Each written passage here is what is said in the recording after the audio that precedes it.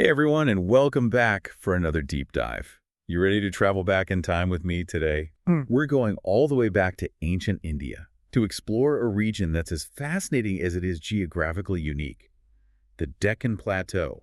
Think huge, elevated landscapes, shaped by incredible volcanic activity and home to powerful empires, majestic temples, and impressive fortifications. It's like something out of an Indiana Jones movie. Oh, absolutely. And what's even more amazing is how this landscape, a land literally forged in fire, became the cradle of some of India's most influential civilizations. That's right. We've got a lot of ground to cover today, so we've pulled together insights from history, geography, and even a touch of architecture to unlock the secrets of this incredible region. I think we're in for a real treat. I agree. So the big question we're tackling today is this. How did the Deccan Plateau's unique geography shape not just the land itself, but the very course of civilizations? Well, it all starts with a story of fire and fury, millions of years ago. Picture volcanic eruptions on a scale almost unimaginable.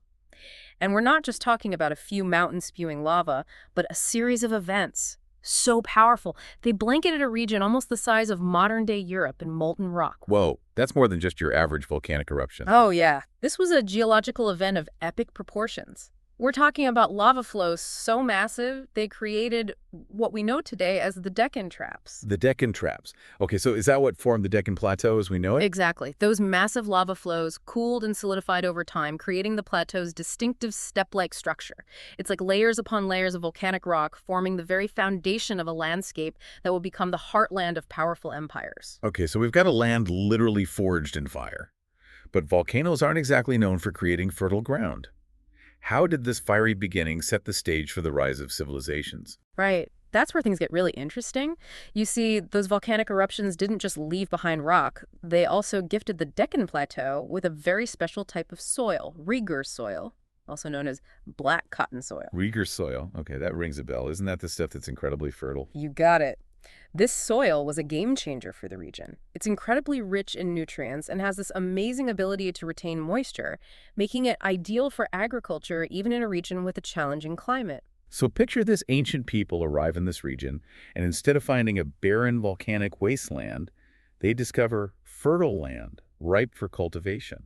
That must have been like hitting the jackpot.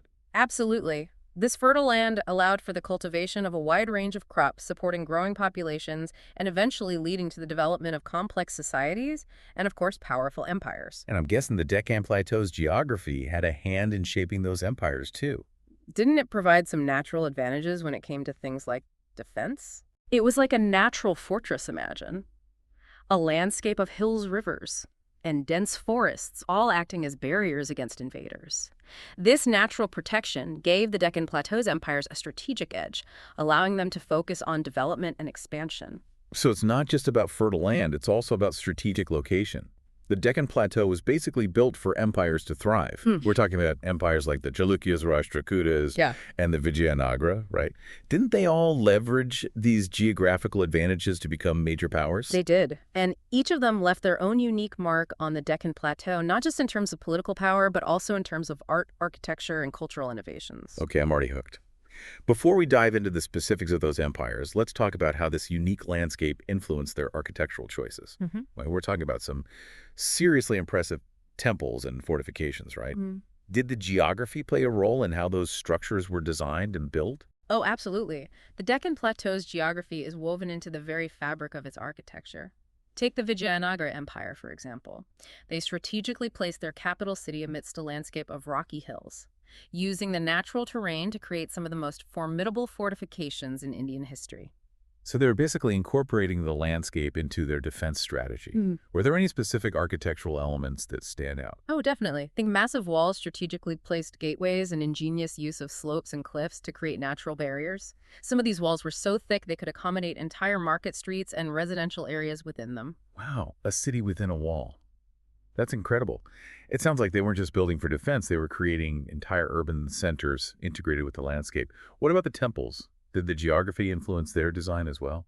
Absolutely. The Deccan Plateau's temples are a testament to human creativity inspired by nature. You'll find towering gopurams, those elaborate gateways that seem to mimic the grandeur of the surrounding hills. And it wasn't just aesthetics. The design also had practical implications. Interesting. All ears. Tell me more. For example, many temples were built with intricate water management systems, a necessity in a region with distinct wet and dry seasons.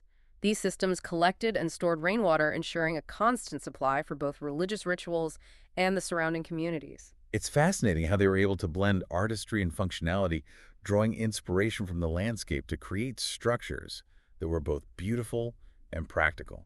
It makes you wonder, what would it have been like to live in a city like Vijayanagara, surrounded by those impressive walls and temples? It would have been a sight to behold. Imagine a bustling metropolis, a center of trade and culture protected by those grand fortifications, with towering temples reaching towards the sky. Speaking of culture, I know the Deccan Plateau wasn't just a place of empires and grand structures. It was also a melting pot of different cultures and religions, right? Yeah. Didn't both Hinduism and Buddhism flourish in this region? Yes, the Deccan Plateau became a meeting ground for diverse faiths and philosophies. And you guessed it, geography played a role in this as well. The region's relative isolation from the northern plains of India allowed for the development of distinct regional variations of Hinduism. So are we talking about different interpretations of Hinduism specific to the Deccan? Exactly. One example is the Virashaiva tradition, which emphasized personal devotion and social reform. It gained significant popularity in the Deccan, demonstrating how geographical factors could influence religious practices and beliefs. That makes sense. So we've got Hinduism evolving in its own unique way on the Deccan Plateau. What about Buddhism? Did it also find a foothold in this region? Buddhism spread to the Deccan Plateau relatively early on during the reign of Emperor Ashoka in the 3rd century BCE. We have archaeological evidence of Buddhist monasteries and stupas, those dome-shaped structures containing relics scattered across the region. So for centuries, we've got these two major religions coexisting on the Deccan Plateau. Did they clash, or was there some level of exchange and influence between them? It was more of a complex interplay than a straightforward clash. While there were periods of competition, there was also a significant degree of exchange and assimilation of ideas. For example, you can find Hindu temples that incorporate elements of Buddhist architecture and vice versa. It's almost like a cultural conversation happening through art and architecture. That's pretty fascinating. Right. But even with all its advantages, all these empires we've been discussing eventually declined. What factors contributed to their downfall? Like most empires throughout history, a combination of factors led to their decline. Internal conflicts, changing trade patterns, the rise of new powers. It's rarely ever just one thing. So a reminder that even in a region as geographically blessed as the Deccan Plateau empires are not immune to the forces of history. But even though these empires faded, their legacy lies on in the remarkable ruins and monuments they left behind. Absolutely. The Deccan Plateau is a treasure trove of ancient wonders. From the majestic ruins of Vijayanagara to the breathtaking cave temples of Ajanta and Ellora, the region offers a tangible connection to a rich and complex past. It makes you want to hop on a plane and experience it all firsthand, to walk among those ancient stones and feel the weight of history. But even though these events happened centuries ago, their story still has relevance for us today, right? I mean, why should we in the 21st century care about the rise and fall of empires on a plateau on the other side of the world? That's a great question, and one worth exploring. I think, on one level, understanding the past helps us understand the present.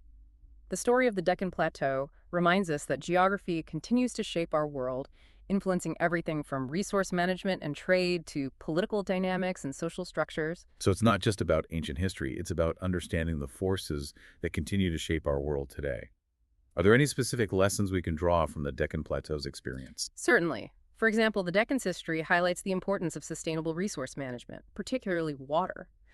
The ingenious irrigation systems developed by those ancient empires offer valuable insights into water conservation and distribution, challenges we still grapple with today. It's a reminder that sometimes the solutions to modern problems can be found by looking back at the wisdom of the past.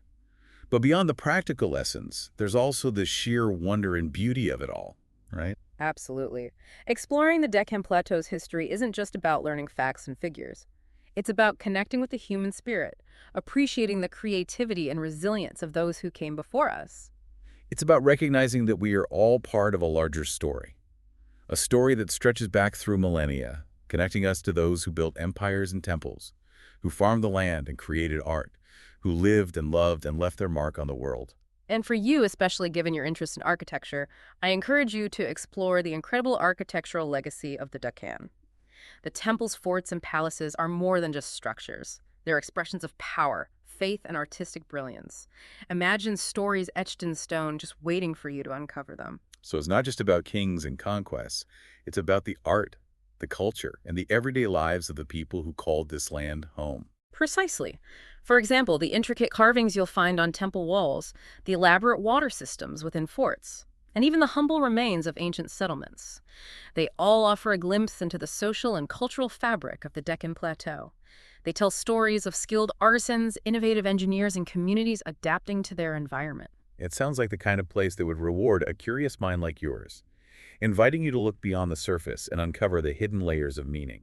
And as you delve deeper, you'll begin to see the connections between the past and the present, recognizing that the challenges and triumphs of those ancient civilizations resonate with our own experiences in surprising ways.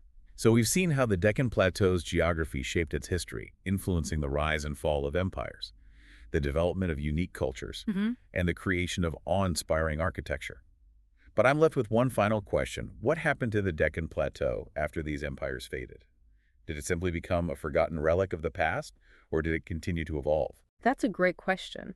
And it brings us to an important point. The Deccan Plateau didn't fade into obscurity. It continued to be a vibrant and influential region. It was absorbed into new empires, witnessed the rise of new dynasties, and experienced the ebb and flow of trade and cultural exchange. Its strategic location and resource wealth ensured that it remained a coveted prize for rulers throughout India's history. So it wasn't a static endpoint. It was a transition, a new chapter in the ongoing story of the Deccan. Precisely. And that's what makes history so captivating, isn't it? Yeah. It's not just a series of events, it's a continuous flow, a tapestry woven with threads of continuity and change. And the Deccan Plateau, with its layered history and enduring legacy, offers a particularly rich and compelling perspective on that tapestry. We started this deep dive with the image of a land sculpted by volcanoes, and it seems like that image perfectly captures the essence of the Deccan Plateau. A place forged by powerful forces, a land of dramatic contrasts and enduring resilience. A land where the whispers of ancient civilizations echo through time, inviting us to listen, to learn, and to be inspired. Well, I don't know about you, but I'm feeling inspired to learn even more about the Deccan Plateau. Thanks for joining us on this deep dive. We've seen how geography shaped empires, but now I'm curious, how do these empires in turn shape the landscape and leave their mark on the plateau? What can we learn from their successes and failures in managing resources and adapting to their environment? Keep exploring, stay curious, and until next time, happy deep diving.